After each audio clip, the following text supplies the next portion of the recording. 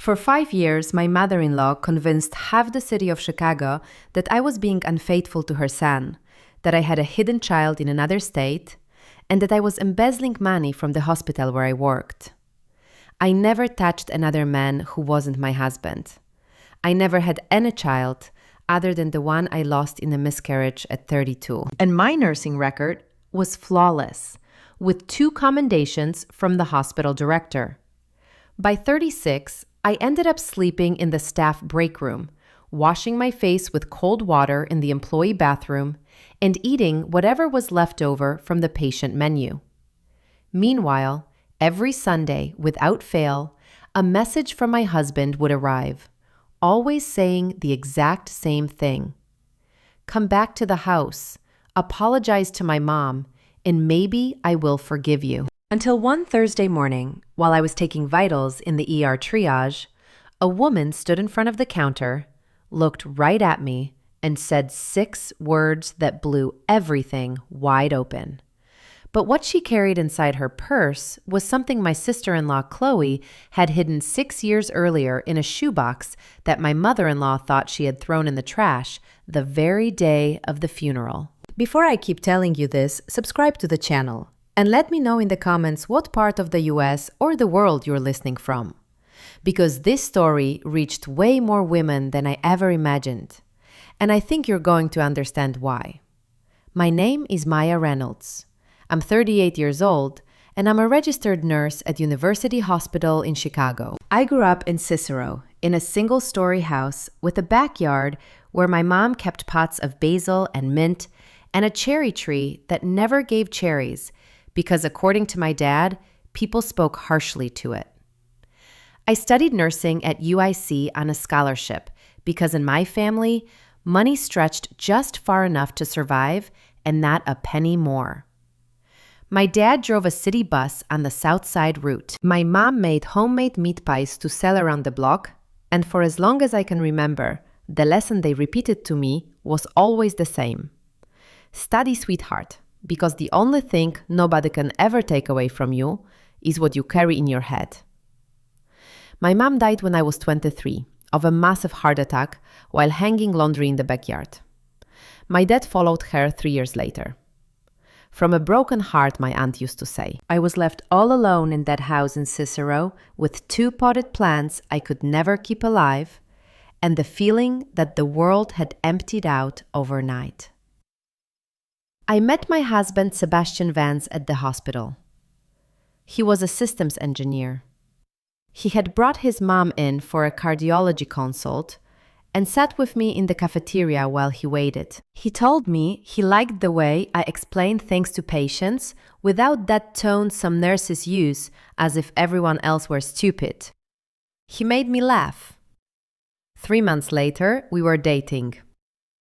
2 years after that, we got married in a small church in Oak Park, and I moved into his house, which was about 15 minutes away from his mother's place. My mother-in-law, Eleanor, showed up to the wedding in a beige dress, wearing a smile that looked like it had been painted on with extreme care, and dropping a low-voiced comment that at the time I chose not to hear.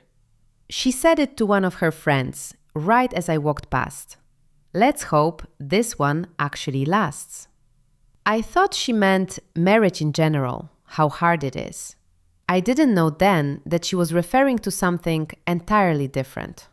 For the first 3 years, everything seemed normal. Well, normal, but with weird little details that I kept collecting, like someone saving pebbles in a jar without knowing why. My mother-in-law would drop by the house unannounced, open the fridge, and comment on what was missing or what was going bad. She would rearrange the things on my vanity as if I didn't know how to organize them. She would say things to Sebastian right to my face about women who neglect their husbands, about daughters-in-law who don't know how to iron a dress shirt. Sebastian would just laugh and tell me his mom was old school, to just ignore her. I listened to Sebastian because I loved him and because ever since my parents died, he was the only family I had left. You have a roof, a husband, and a job. What more does a woman need? My mother-in-law must have said that phrase to me a dozen times. For years, I never knew how to answer. There was one person in that family who was barely ever mentioned. My sister-in-law, Chloe Sebastian's younger sister. She had died 6 years before I even met him. She was 31 when a car crash took her life on I-55 heading downstate. She was driving alone at night, under circumstances that no one ever really explained to me. Whenever I asked about her, Eleanor would put on a highly rehearsed expression of grief. She'd grab a tissue and change the subject. Sebastian would stiffen up and say he preferred not to talk about it, that his sister had been a deeply tormented soul, and it was better to let her rest. There was only one single photo of Chloe in my mother-in-law's entire house, sitting on a dining room cabinet, a small picture in a gold frame, where Chloe looked young, smiling, wearing a burgundy blazer and a pearl necklace I had never seen on anyone else in the family. Once during a Christmas dinner, I picked up the photo to dust it off, and my mother-in-law practically snatched it right out of my hands. "That photo does not move, sweetheart," she told me in a voice that was completely stripped of her usual sweet comments. After 3 years of marriage, the problems with me began though. At first, I didn't realize they were problems. I applied for a promotion at the hospital, shift supervisor for the cardiology ward. It was a position I had been wanting for 2 years. I had taken the courses, I had the recommendations from my direct supervisor, and on paper, I was the strongest candidate. The interview with the board went great. I walked out of that office with a lightness I hadn't felt in a long time. 3 days later, I got a call from HR. It was Linda, the manager I had known for years. "Maya," she said, "do you have anything to tell us about the disciplinary process at the private hospital where you used to work?" I stood frozen in the middle of the hallway with an electronic thermometer in my hand, staring at a blank white wall. There was no disciplinary process. I had left that private hospital on excellent terms, with a signed letter of recommendation and everything. I told Linda no, that there was nothing. She stayed quiet for a second and told me that someone had sent an anonymous email with very specific details, and that the board had decided to give the position to someone else just as a precaution. I got home that night, made dinner, served Sebastian some chicken fried steak and mashed potatoes, and told him what had happened. He looked at me, chewed slowly, and said that maybe I just wasn't ready for that position, that maybe it was a sign. I looked at him as if I were seeing him for the very first time. I slept terribly that night, and for the first time in 3 years of marriage, the bed felt wide. Wide in a way I had never noticed before. Months passed, and I started noticing other things. My friends from the hospital stopped inviting me out on Friday nights. One of them, Tara, the one I got along with best, started avoiding me in the halls. One day, I cornered her in the parking lot and asked her what was going on. Tara looked at me with a shame I had never seen in her before and said, "Maya, somebody's been saying awful things about you. That you're sleeping with a married doctor from the 4th floor. That you have a kid in Indianapolis that you refuse to claim." I didn't answer her right then. I got in my car and drove home with my jaw clenched tight. Sebastian wasn't there. He was at his mother's house, like he was every Wednesday.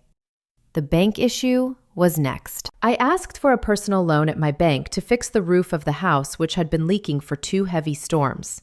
They denied it. When I asked for an explanation, the loan officer told me in a very low, almost confidential voice that there was a flag on my credit report showing a highly suspicious transfer from my account to a personal account at another bank. I had never made that transfer. I asked her to print the report for me. When I read it in the car, I felt the air leave my lungs.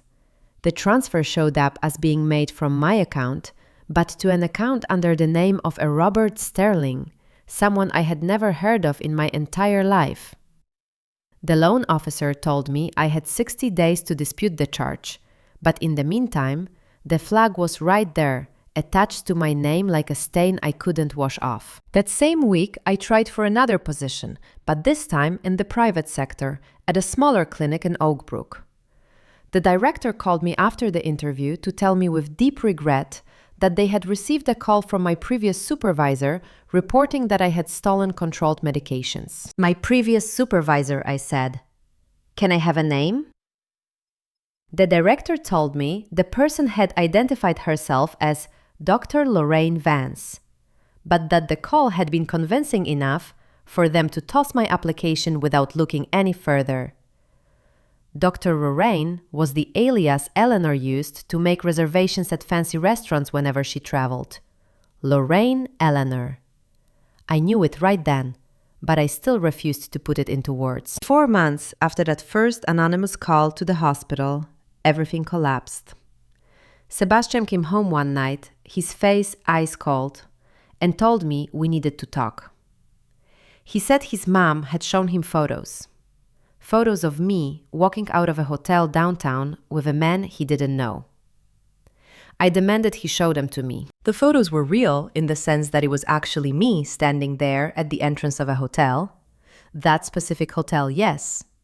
But that day I had gone to help a medical intern who had passed out at a medical conference being held in the main ballroom. The intern was a friend of mine, 6 months pregnant. She had a brutal drop in blood pressure, and I stayed with her in the hotel's first aid room until her husband arrived. The man in the photo, standing next to me at the door, was the intern's husband. I explained everything to Sebastian in agonizing detail. I gave him the intern's name, her phone number. I told him, call her right now. Sebastian refused to call. He told me his mother had never lied to him, that his mother had suffered so much with Chloe's death that he couldn't possibly doubt her. He slept in the guest room that night. I slept in our master bed, crying with my eyes wide open, watching the ceiling fan spin. I started looking for proof on my own, like a detective in my own life. One morning, while Eleanor was at her senior yoga class, I asked Sebastian to lend me his laptop so I could print out some IRS tax forms. He agreed because he was in a rush. When I opened his email, I found the folder containing 57 emails sent from his account to different companies across Chicago, Rockford, and Oak Brook. 57. Hospitals, private clinics, doctors' offices, a dialysis center, even a nursing home. Every single email was written in a highly formal tone. They stated that nurse Maya Reynolds had a history of stealing medication and engaging in inappropriate conduct with male staff, signed by her former supervisor, Dr. Lorraine Vance. Vance, Sebastian's last name. Eleanor. My mother-in-law had written those emails from my husband's computer, impersonating a medical professional for months, while I poured her coffee on Sundays in her own home. But the most important piece was still missing.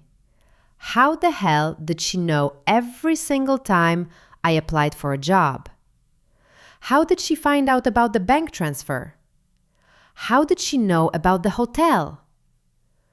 That question burned me from the inside out, until I found the answer. For my 35th birthday, Eleanor had given me a brand new cell phone, a model I hadn't asked for, wrapped in a red bow with a note that said, "So my daughter-in-law is always connected to the family." I accepted it with a smile, and I set it up that exact same day. I transferred my contacts, my emails, my banking apps, everything. When I started getting suspicious, I took the phone to a guy at a discount tech shop on the west side that a coworker had recommended.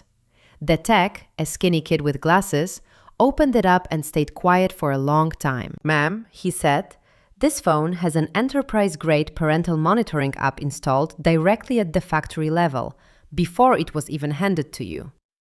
This thing sends real-time emails, messages, location data, photos and screenshots to an external account." I asked him if he could see which account. He wrote it down on a scrap of paper. It was an email address with the full name of Eleanor Vance, followed by her birth year. I paid the $20 for the diagnostic, grabbed my phone and my piece of paper, and walked out of that strip mall like a zombie all the way to my car. 5 years. 5 years of being trapped in the palm of my mother-in-law's hand, like some digital pet.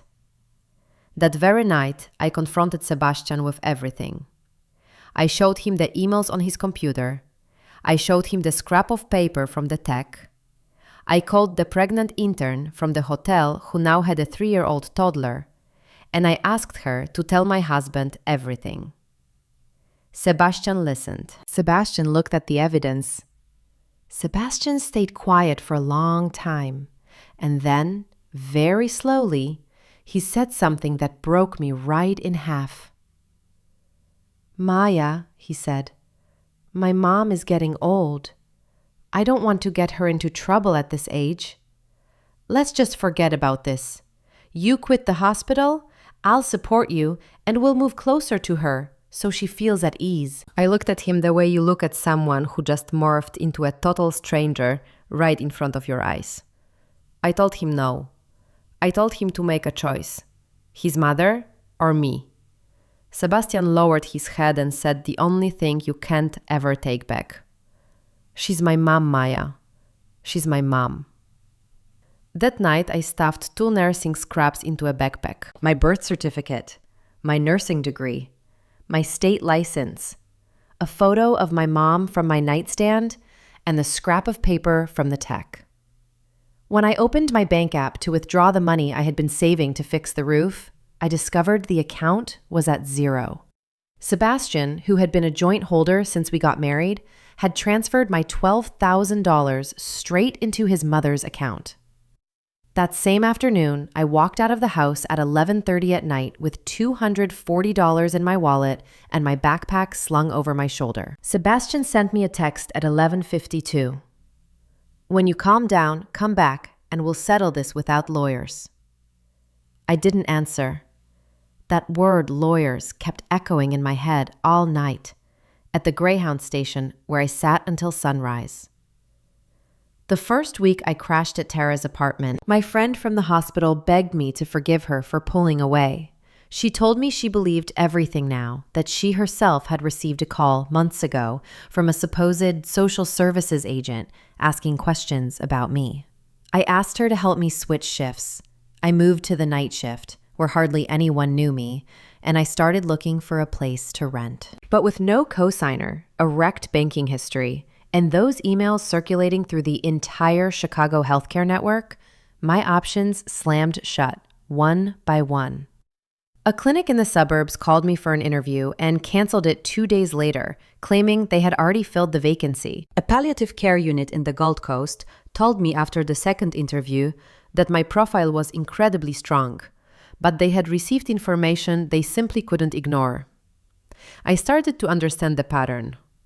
Every time I thought I had slipped off the radar, my mother-in-law somehow found me. But without the poisoned cell phone, how was she doing it? I found out by pure chance. One night after my shift, I went to the Jewel Osco down the street to buy the cheapest thing I could find for dinner, and I bumped into the woman who helped my mother-in-law clean her house, Patty. Patty had come over to my house several times when we were married to give me a hand before we had guests.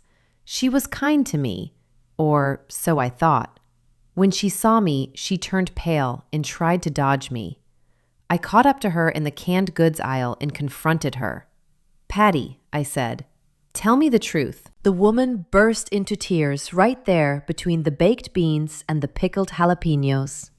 She confessed that Eleanor paid her an extra $200 a month to report back on everything she saw in my house when she cleaned, to dig through my purse, to look at my bank statements, to read my prescriptions, and that she had given her strict instructions to shadow me at the hospital through her niece, who was an intern in the records department. Patty's niece, a young girl I had always greeted with nothing but respect, was the one reporting what shift I clocked into, which credit cards I used, and which patients I treated.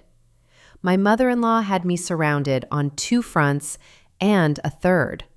Sebastian was also feeding her information without even realizing it during their Sunday chats. Tara took me to the downtown women's shelter after her boyfriend told her they couldn't keep a guest in the apartment anymore. The social worker who checked me in, an older woman with a short haircut and glasses slipping down her nose, asked me if I wanted to file a police report. I told her not yet, that I first needed to understand what exactly was going on. She looked at me with a gaze I had seen in so many other women's eyes and said, "Sweetheart, you don't try to understand this, you report it. But I respect your timeline."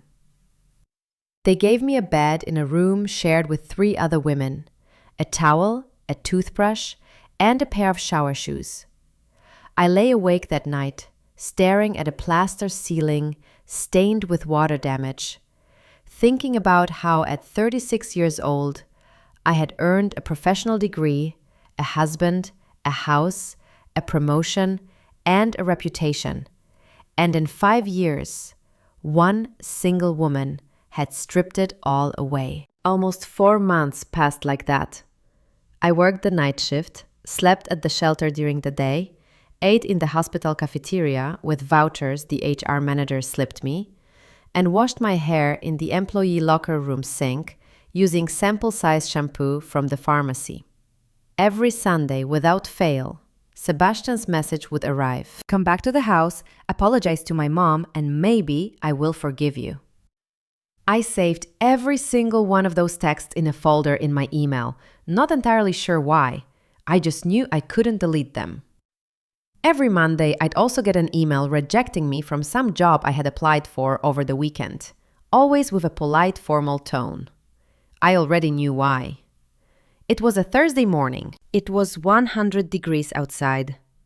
I was working the triage desk in the ER at University Hospital, taking vitals for a guy who had come in with kidney stones.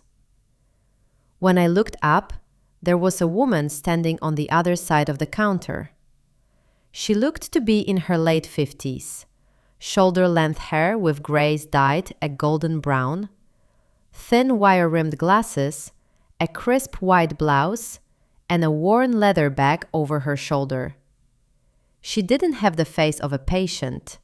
She had the face of an archivist, a librarian, something like that. She looked at me right over the counter and said 6 words. "Your sister-in-law told me to find you." I felt the entire ER go completely silent.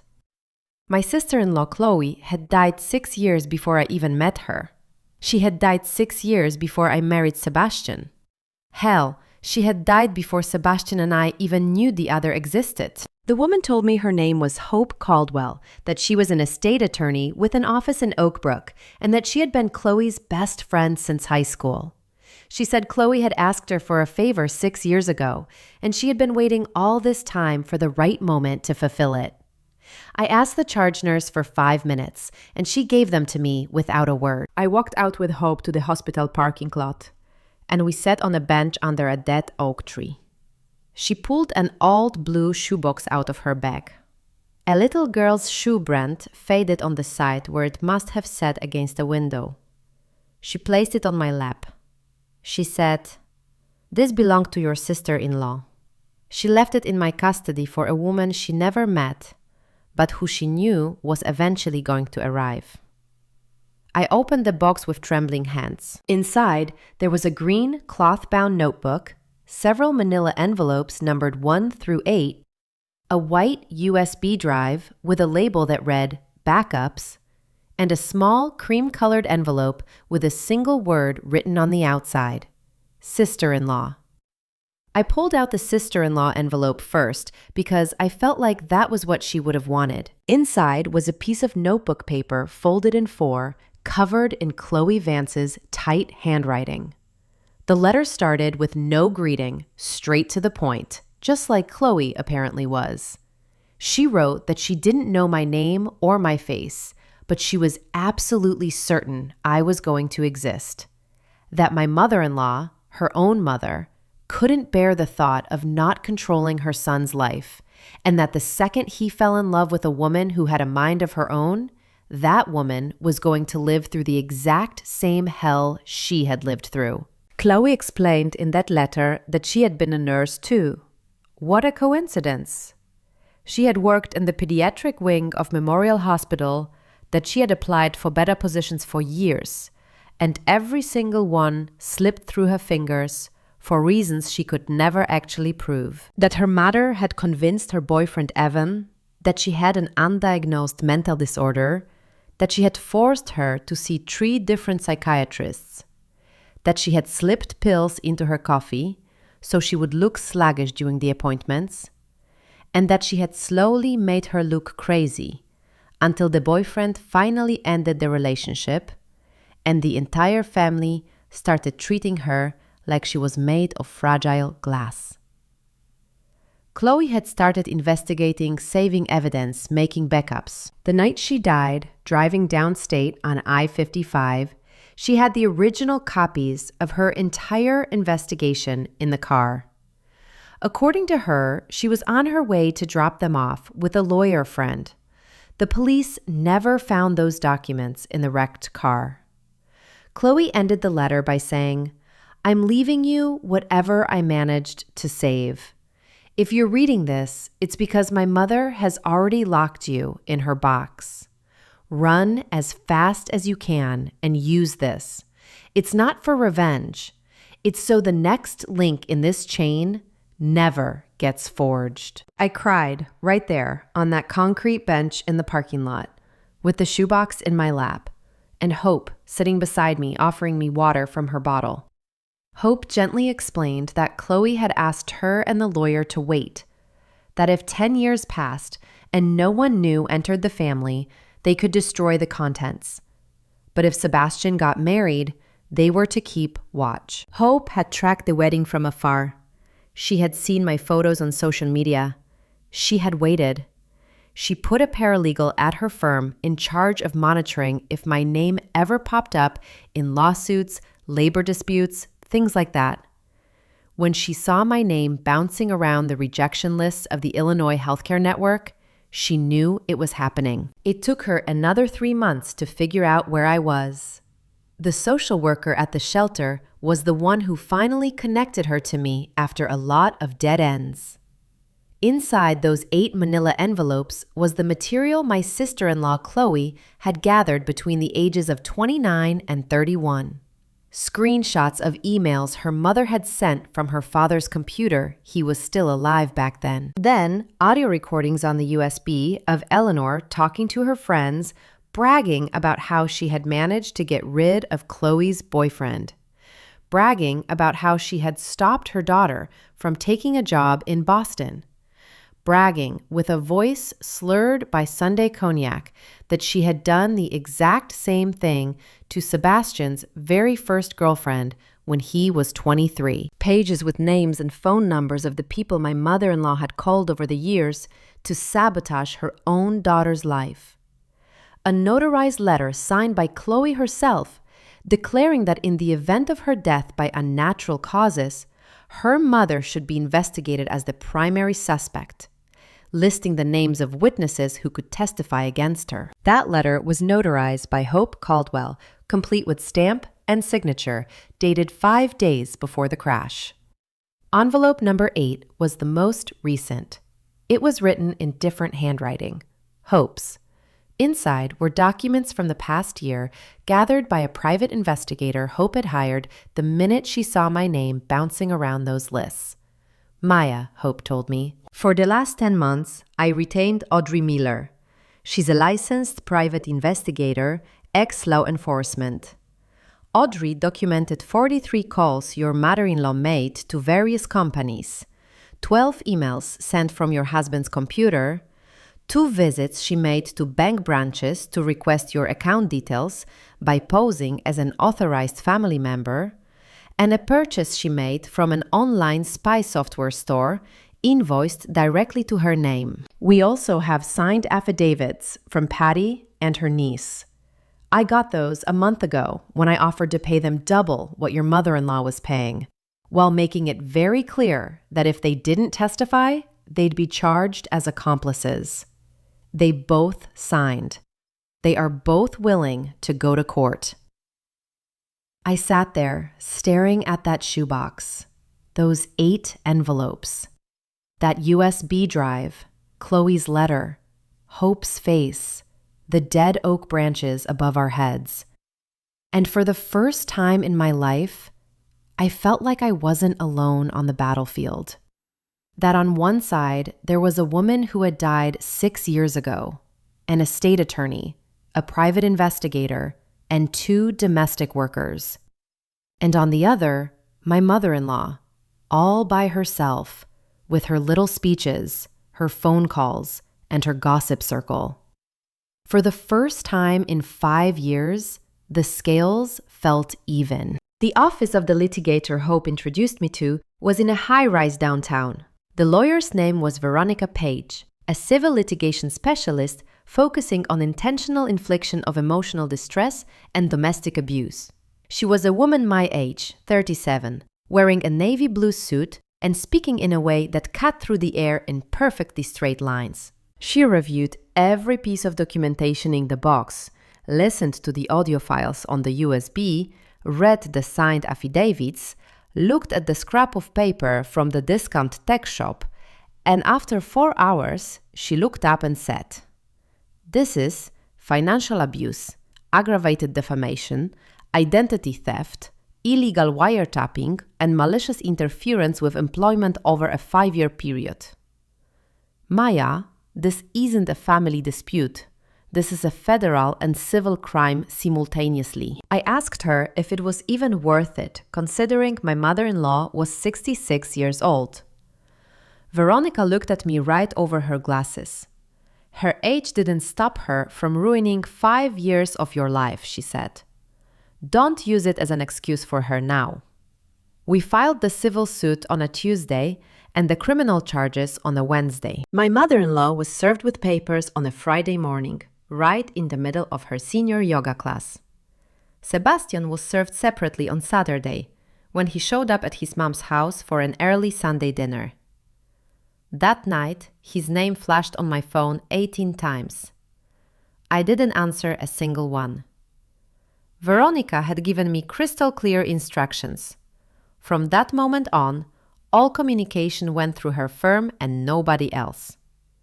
The process took 9 months to reach a final judgment in civil court and an indictment in criminal court. A lot happened in those 9 months. With the restraining order the judge granted in the first week, my mother-in-law was legally barred from contacting employers in my name, barred from coming anywhere near the hospital, barred from sending messages through third parties. For the first time in years, I sent out a resume without a guillotine hanging over my head. 2 weeks later, I got a call from a pediatric oncology hospital in the suburbs for an interview. I talked to the medical director, a tough, brilliant young doctor, and we hit it off. I walked out thinking maybe, just maybe, I'd get a call back. I didn't get a call back. What I got on Thursday was a formal job offer. I was starting on Monday. I caught that call in the shelter cafeteria. I walked into the bathroom, sat down on the closed toilet seat, and cried for 15 solid minutes. Not entirely sure if I was crying from sadness or relief until the social worker knocked on the door to ask if I was feeling sick. I opened it, my eyes still red, and told her, "No, I'm finally okay." The civil hearing took place in a courtroom that smelled like damp carpet and stale coffee. My mother-in-law arrived dressed in head-to-toe black, clutching a rosary, flanked by Sebastian, who kept his eyes glued to the floor every time I walked past. Their lawyer, an older man who looked like he hadn't slept at all the night before, presented incredibly weak arguments because, honestly, against Chloe's box, there wasn't much left to say. The most devastating piece of evidence was a recording where Eleanor could be heard telling her sister verbatim, "I've almost broken her. She just needs one last little push, and Sebastian will come running back home to me, just like when he was a little boy." That sentence, echoing in the courtroom, sounded like a physical slap. The judge took notes. The ruling came down 3 weeks later. Proven emotional distress across 6 different metrics. Loss of career opportunity verified by 43 calls and 12 emails. Medical identity theft. Financial abuse regarding the transfer of my savings. Illegal wiretapping via the poisoned cell phone. And malicious third-party participation. My husband in the theft of my assets. Civil damages awarded $150,000.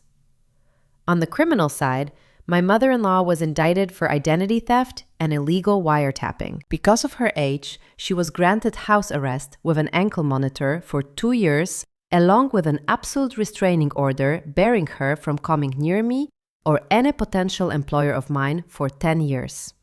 Sebastian was hit with joint civil liability for the bank transfer and a hefty fine for malicious concealment. The divorce went through under the grounds of domestic abuse, which entitled me to 50% of our marital assets, including the house we lived in, which we sold 2 months later.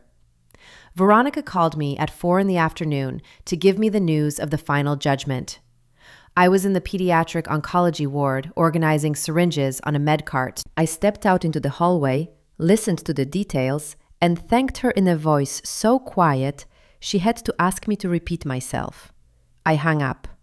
I stood there for a while, leaning against the wall, staring at a hand-washing poster, until a little girl, maybe 6 years old, walked past with her mom heading to chemo, and she smiled at me. I smiled back. That brought me back to my body. With the settlement money and my half of the house sale, I rented a small apartment on the Lower West Side ground floor with a tiny back patio the size of a bedsheet, where I planted basil, mint, and a pot of rosemary. The first night I slept on an air mattress, because I hadn't bought furniture yet. I ate some homemade meat pies I bought on the corner without asking anyone's permission, without telling anyone where I was, without checking the clock. They tasted exactly like my mom's. I ate them slowly. I adopted a tabby cat from the local animal shelter. I named her Chloe. She's a stubborn cat who knocks everything I put on the kitchen counter onto the floor, who climbs into the potted plants, who scratches up the curtains. I love her in a way I didn't know I was capable of. Sometimes when I wake up early, I find her sitting on the windowsill, staring out at the patio, like she's keeping watch. And I pour myself a cup of coffee, look at her, and whisper, "Thanks, sister. Thank you." I see Hope every couple of months. We go out for prime rib at a spot downtown. She tells me things about Chloe that I never knew. That she was great at drawing, that she laughed with this weird little hiccup sound, that she collected pencils, that she wanted to move to Boston because she had a second cousin there who told her people breathed easier on the East Coast. Sometimes I feel like I know Chloe, even though I never laid eyes on her. Sometimes I feel like she knows me better than my own flesh and blood. I haven't seen Sebastian again. I heard through a distant cousin that he moved into his mom's condo, that he takes care of her now because she legally can't leave the house, that he's angry at the whole world, and that he barely talks to anyone anymore. I don't feel hatred for him. I don't feel love either. I feel something closer to the pity you have for someone who decided to stay and live inside a house that's collapsing around them. Not because they don't have anywhere else to go, but because they are more terrified of the road out than they are of the roof caving in. I'm 38 years old. I'm a certified pediatric oncology nurse. I make 3 times what I made at the university hospital. I'm studying for a specialty degree in the evenings, paid for entirely by the clinic. I have an apartment with a little patio, a stubborn cat, a key that belongs only to me, a bank account that only I control, and a faded blue shoebox that I keep on the top shelf of my closet, right where I put the things I never want to lose. Sometimes I take out Chloe's letter and read it again. My favorite part is where she says that this isn't for revenge, but so the next link in the chain never gets forged. I like it because now I understand that true love isn't the kind that texts you every Sunday saying, "Come back home, apologize. True love is the kind that, without ever knowing you, without knowing your face, without knowing your name, leaves you a shoebox packed with exactly what you need to save your own life. It's the kind that weaves a safety net for a woman who doesn't even exist yet, simply because she knows your existence is probable, that it will be painful, and that you are worth saving. If you're listening to this and you're sleeping in a house that doesn't feel like yours, eating a dinner you didn't choose, receiving a message every Sunday that says, "Come back, come back," I just want to tell you one thing. Wanting to work isn't a betrayal. Wanting to leave doesn't make you ungrateful. Wanting a key that opens a door that belongs only to you doesn't make you selfish. It makes you a human being. My sister-in-law Chloe tried to say it, and nobody listened to her. My box arrived just in time. Maybe you have to be your own box. Maybe you need to write your own letter right now and save it for the woman you're going to be in 6 months, in a year, in however long it takes you to realize that yes, you absolutely deserve to get out. If this story touched your heart, hit that subscribe button. Let me know in the comments what part of the US you're listening from, and tell me which part of the story got stuck in your chest. If you know someone who's going through something similar, send them this video. Maybe it can be their shoebox. I'll be waiting for you right here next week with another story. Take care of yourself and protect your key. Sometimes, the greatest love arrives in a faded shoebox left behind by someone who never even met us. Protect your keys, listen to your gut when something doesn't add up, and never forget that asking for help doesn't make you weak. It makes you brave. Your life deserves clean hands, open doors, and people who build you up. Today is a good day to start over. A little note with love. This story was created and dramatized by artificial intelligence for entertainment purposes, but the underlying message about freedom and the courage to protect yourself is very real, and I hope it stays with you. Maya's journey is a profound reminder that the most dangerous storms we face often come from within the very homes that are supposed to protect us. Listening to her endure years of psychological and financial sabotage, I am struck by how easily control can disguise itself as family tradition or maternal concern. The greatest lesson we can pull from this deeply moving narrative is the absolute necessity of trusting our own intuition and recognizing our intrinsic worth. In our own lives, we must understand that setting boundaries is not an act of cruelty, but a fundamental requirement for our emotional and physical survival. Maya's story teaches us that financial independence and personal privacy are not luxuries. They are the armor we wear to protect our dignity. We learn that true love will never ask you to shrink yourself, endure humiliation, or sacrifice your truth just to keep the peace.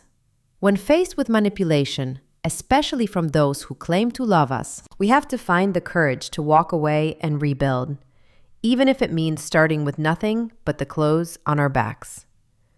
Chloe's beautiful, selfless act from beyond the grave illustrates the incredible power of human solidarity, reminding us that we can be the silent guardians for others simply by speaking the truth.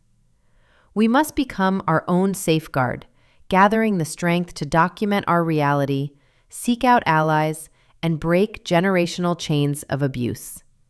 Life is far too precious to spend it trying to earn the forgiveness of those who are actively trying to destroy you. Take this story as an urgent call to reclaim your keys, unlock the doors to your own potential, and step boldly into a life where you are respected, cherished, and entirely free. Looking deeply into Maya's experience, I feel an overwhelming sense of both sorrow and profound hope. It shatters my heart to see how a person's spirit can be systematically dismantled by the very people they call family. Yet, it also ignites a powerful inspiration to witness a woman reclaim her power from the ashes of betrayal. To me, Chloe is the absolute hero of this narrative, proving that kindness and empathy can literally transcend death. She left behind a legacy of protection, showing us that we all have a moral obligation to leave a trail of light for those walking in the dark. Sebastian's complicity is a tragic reminder that staying silent in the face of abuse is exactly the same as participating in it. I believe that true strength isn't about enduring pain forever, but about knowing exactly when to say enough is enough. Every human being deserves a sanctuary, a place where their mind can rest without fear of being monitored or judged. It is vital that we stop normalizing toxic family dynamics just because society tells us we must honor our elders. Abuse is abuse, whether it comes from a stranger in an alley or a mother-in-law in a living room. Maya's ultimate triumph is a testament to the resilience of the human heart and its boundless capacity to heal. I look at her little apartment and her cat, and I see the ultimate victory, which is simply finding peace. We must fiercely protect our independence, our finances, and our unshakable sense of self. If you are out there feeling trapped right now, let Maya's courage be the spark that helps you pack your own bags. You are entirely worthy of a life that feels safe, honest, and beautifully your own. Please be advised that the story discussed above is a dramatized narrative created strictly for educational and entertainment purposes to raise awareness about toxic relationships, financial control, and domestic emotional abuse. This commentary and the accompanying story do not constitute professional legal, medical, or psychological advice. If you or someone you know is experiencing abuse, manipulation, or financial coercion, please reach out to certified professionals, local authorities, or domestic abuse hotlines in your area for immediate assistance. The creator of this content assumes no responsibility or liability for any personal decisions, actions, or outcomes resulting from the consumption of this material. Protect yourself and always seek professional guidance when necessary.